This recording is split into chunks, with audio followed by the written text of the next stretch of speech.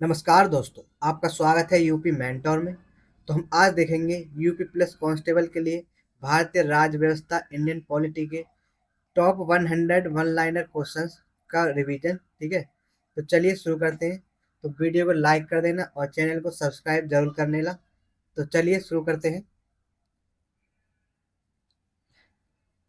संवैधानिक विकास देखेंगे हमने। क्वेश्चन नंबर 1, रेगुलेटिंग एक्ट कब पारित हुआ? तो कब हुआ था? 1773 को रेगुलेटिंग एक्ट पारित हुआ था। ठीक है, अगला क्वेश्चन देखते हैं। Question number 2, Calcutta supreme court की स्थापना किस एक्ट के तहत और कब हुई? तो ये 1773 रेगुलेटिंग एक्ट के तहत हुई थी और जिसकी स्थापना 1774 में हुई थी। ठीक है, तो कलकत्ता सुप्रीम कोर्ट की स्थापना हुई थी। ठीक है, अगला क्वेश्चन, कलकत्ता सुप्रीम कोर्ट का प्रथम मुख्य न्यायाधीश कौन था? तो वो थे एलिजा इम्पे। ठीक है, इंपॉर्टेंट क्वेश्चन है। Elijah Impey Calcutta supreme court के प्रथम मुख्य न्यायाधीश थे।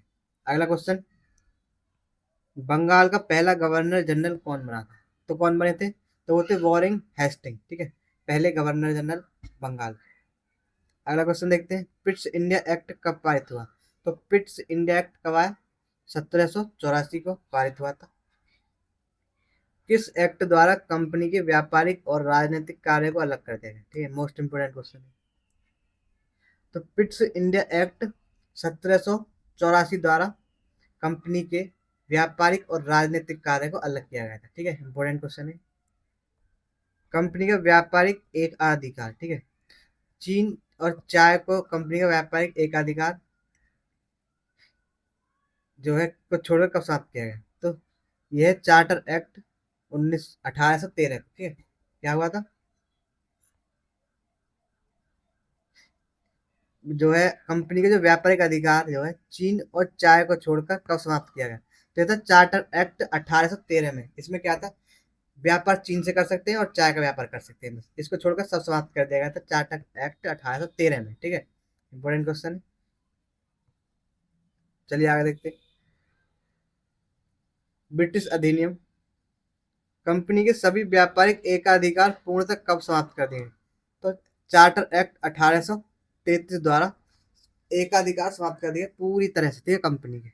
और जो 1813 है इसमें क्या किया गया था? इसमें चाय और चीन को छोड़कर सारे अधिकार समाप्त कर दिए गए थे। ठीक है, अब देखते हैं भारत का पहला गवर्नर जनरल कौन बना? तो ये थे लॉर्ड विलियम बेंटिंक, पहले गवर्नर जनरल बने थे भारत के। भारत में सिविल सेवा के लिए खुली प्रतियोगिता परीक्षा शुरू किसने की थी? कब की गई थी? चार्टर एक्ट 1853 द्वारा शुरू की गई थी सिविल सेवा के लिए खुली प्रतियोगी परीक्षा। ठीक है, इंपोर्टेंट है। प्रथम आईसीएस परीक्षा पास करने वाले पहले भारतीय कौन थे? जो आईसीएस परीक्षा पास करने वाले पहले भारतीय थे वो थे सत्येंद्र नाथ टैगोर। ठीक है, इन्होंने 1863 में की थी और ये जो है रविन्द्रनाथ टैगोर के भाई थे। भारत का प्रथम वायसराय कौन बना? तो लॉर्ड कैनिंग प्रथम वायसराय थे। वायसराय। ठीक है, अगला क्वेश्चन, भारत का शासन कंपनी से छीनकर ब्रिटिश ताज को कब सौंपा गया? तो ये भारत शासन अधिनियम 1858 के द्वारा जो है कंपनी का शासन छीनकर ब्रिटिश ताज को सौंप दिया गया था। ठीक है, मतलब 1857 की क्रांति हुई थी ना, उसके बाद ही जो है ये कंपनी का शासन ताज को सौंप दिया गया। भारत में अप्रत्यक्ष निर्वाचन प्रणाली की शुरुआत किस अधिनियम से हुई? अप्रत्यक्ष निर्वाचन प्रणाली, ये तो भारत परिषद अधिनियम 1892। ठीक है, इंपॉर्टेंट क्वेश्चन। भारत परिषद अधिनियम 1892 द्वारा भारत में अप्रत्यक्ष निर्वाचन प्रणाली की शुरुआत की गई। ठीक है, इंपॉर्टेंट। चलिए आगे देखते हैं। संविधान सभा का गठन, मार्ले मिंटो सुधार किस अधिनियम को कहा जाता है? तो भारत परिषद अधिनियम 1909 को क्या कहा जाता है? मार्ले मिंटो सुधार। ठीक है, और सांप्रदायिक निर्वाचन प्रणाली की शुरुआत हुई थी इसी के द्वारा। अगला क्वेश्चन देखते हैं। प्रांतों में द्वैध शासन किस अधिनियम द्वारा लाया गया? तो भारत शासन अधिनियम 1919 द्वारा जो प्रांतों में द्वैध शासन लाया गया था। ठीक है, दोनों ही इंपोर्टेंट है question, most important. Simon commission Bharat कब आया? तो 3 फरवरी 1928 को आया था। ठीक है, साइमन कमीशन। भारतीय संविधान का सबसे बड़ा स्रोत कौन सा अधिनियम है? तो यह भारत शासन अधिनियम 1935। ठीक है, जो भारतीय जो संविधान है वर्तमान में उसके जो ज्यादातर जो अनुच्छेद हैं, जो नियम है, वो इसी से लिए गए हैं, भारत शासन अधिनियम 1935 से। कैबिनेट मिशन भारत कब आया? तो मार्च 1946 को कैबिनेट मिशन भारत आया था। इसके अध्यक्ष कौन थे? वो थे पैट्रिक लॉरेंस, ठीक है। संविधान सभा की पहली बैठक कब और कहाँ हुई थी? तो जो पहली बैठक है वो हुई थी 9 दिसंबर 1946 को, और ये दिल्ली में हुई थी, ठीक है। अब आगे देखते हैं, संविधान सभा के अस्थायी अध्यक्ष कौन बने? तो डॉक्टर सचिदानंद सिन्हा, ठीक है। कब बने थे? यही पहली सभा में 9 दिसंबर 1946 को पहले अस्थायी अध्यक्ष बने थे डॉक्टर सच्चिदानंद सिन्हा। संविधान सभा के स्थायी अध्यक्ष कब और किसे चुना गया? ठीक है, तो ये अस्थायी थे सच्चिदानंद, तो स्थायी कौन बनाए गए? डॉक्टर राजेंद्र प्रसाद को स्थायी अध्यक्ष बना दिया गया। और कब? 11 दिसंबर 1946 को, मतलब 2 दिन बाद ही, ठीक है। इंपॉर्टेंट।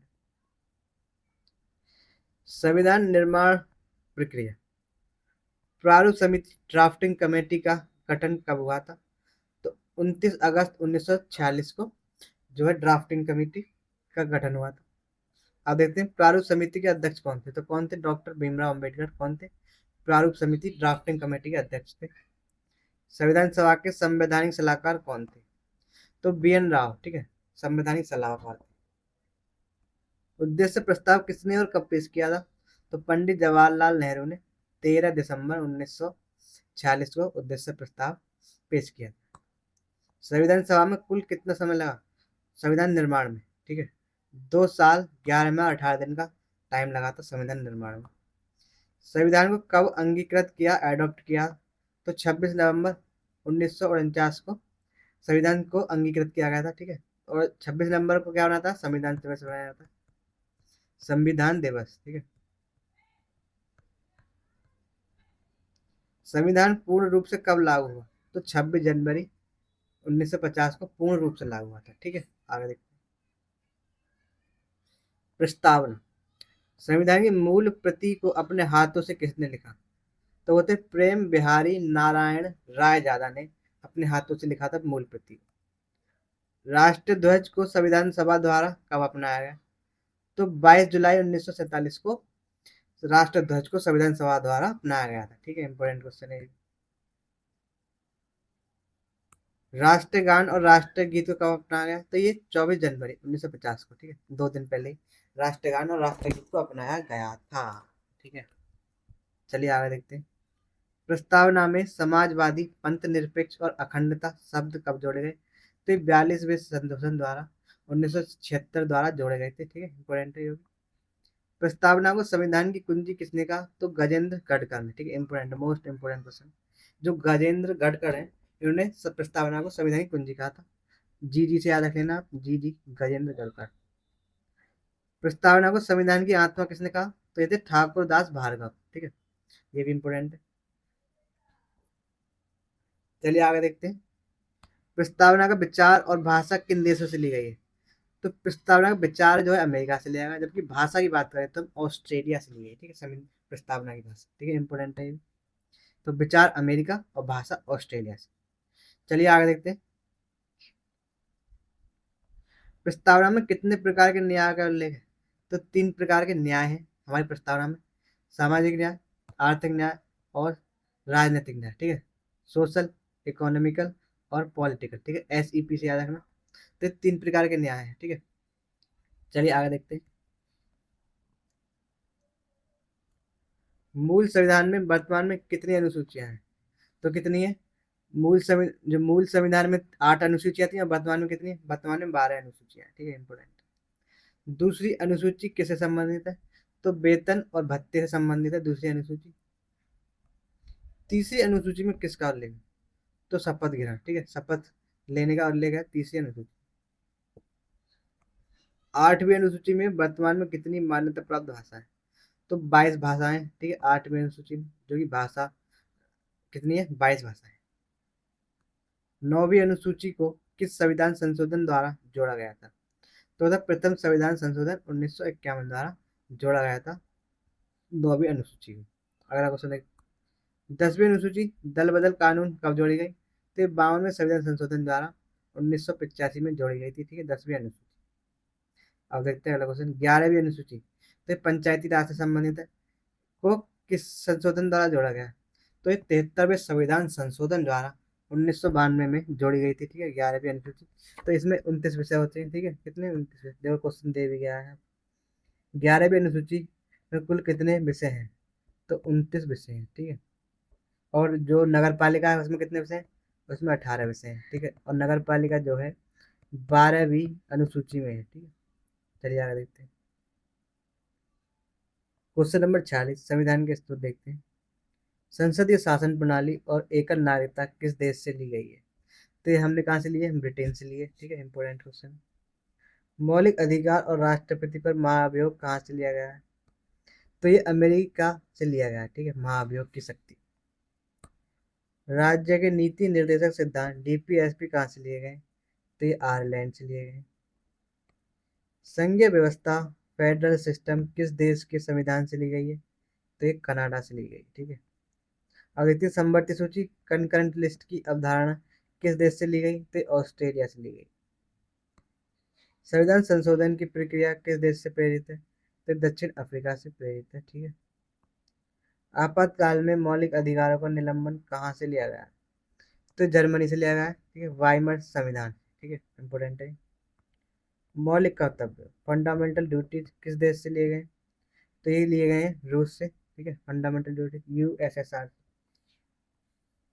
तो चलिए आगे देखते हैं। तो वीडियो पसंद आ रही हो तो लाइक जरूर कर देना और चैनल को सब्सक्राइब भी कर लेना। महत्वपूर्ण भाग। वर्तमान में संविधान में गणना की दृष्टि से कुल कितने भाग हैं? तो 25 भाग हैं, ठीक है, गणना की दृष्टि से। अगला क्वेश्चन, नागरिकता का उल्लेख किस भाग में? तो नागरिकता भाग 2 में है और अनुच्छेद कितने हैं? 5 से 11, ठीक है। जो आर्टिकल है, आर्टिकल 5 से 11 में नागरिकता है, भाग 2 में।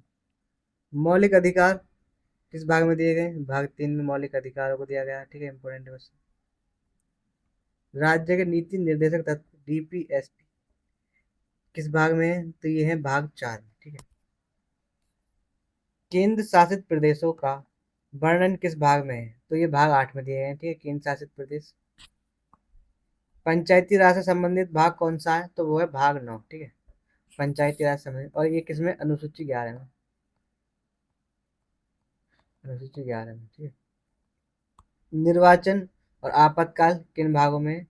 तो निर्वाचन है भाग 15 में और जो आपातकाल है भाग 18 में, ठीक है। ऐसे याद रखना। इमरजेंसी कब रहती है? जब हम 18 साल के रहते हैं, जब युवा होने लगते हैं, तो इमरजेंसी से रहती है आपातकाल, ठीक है। संविधान संशोधन प्रक्रिया किस भाग से में दी गई है? तो ये भाग 20 में दी गई है, ठीक है। संविधान संशोधन प्रक्रिया। तो चलिए आगे देखते हैं। और जिसका अनुच्छेद 368 है, ठीक है। 368 और भाग 20 में है संशोधन की प्रक्रिया। अब देखेंगे संघ और नागरिकता। अनुच्छेद 1 के अनुसार भारत क्या है? तो राज्यों का संघ है, यूनियन ऑफ स्टेट से भारत, ठीक है।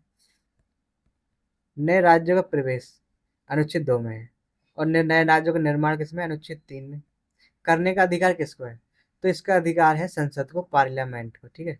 इंपोर्टेंट क्वेश्चन है। भाषाई आधार पर गठित होने वाला भारत का पहला राज्य कौन सा था? तो ये कौन सा था? आंध्र प्रदेश था, जो कि 1953 में हुआ था। भारत का 28वां और नवीनतम राज्य कौन सा बना था? तो ये कौन सा बना है? तेलंगाना, 2014 में बना है, जो कि। दादर नागर हवेली और दमन दीव का विलय कब किया गया? तो 26 जनवरी 2020 को दादर नागर हवेली और दमन दीव का विलय कर दिया गया था, ठीक है। 26 जनवरी 2020 को। अगला क्वेश्चन देखते हैं। नागरिकता संबंधी प्रावधान किस अनुच्छेद में दिए गए? तो अनुच्छेद 5 से 11 तक, भाग 2 में, ठीक है, नागरिकता संबंधित प्रावधान दिए गए। नागरिकता अधिनियम सिटीजनशिप एक्ट पहली बार कब पारित हुआ? तो पहली बार आया था 1955 में, ठीक है। Important question. भारतीय नागरिकता प्राप्त करने के कितने तरीके हैं?